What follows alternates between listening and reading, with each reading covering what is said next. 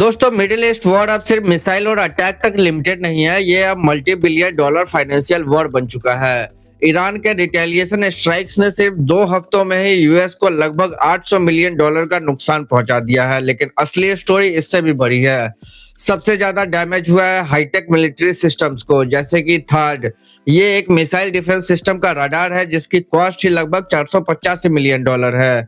बाकी बेसिस के बिल्डिंग्स और इंफ्रा डैमेज करीब 300 मिलियन डॉलर से ज्यादा है।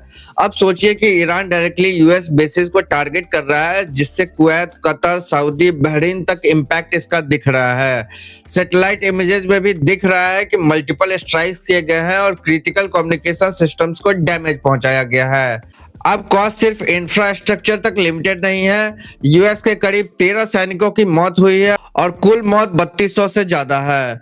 और वॉर कॉस्ट की बात करें तो सिर्फ 12 दिन में ही 16.5 बिलियन डॉलर से ज्यादा खर्च हो चुके हैं। पेंटागन अब एडिशनल 200 बिलियन डॉलर की फंडिंग मांग रहा है। और सबसे बड़ा ट्विस्ट यह है कि ईरान ने स्ट्रेट ऑफ हॉर्मुज ब्लॉक कर दिया है, जहां से दुनिया का 20% ऑयल फ्लो होता है।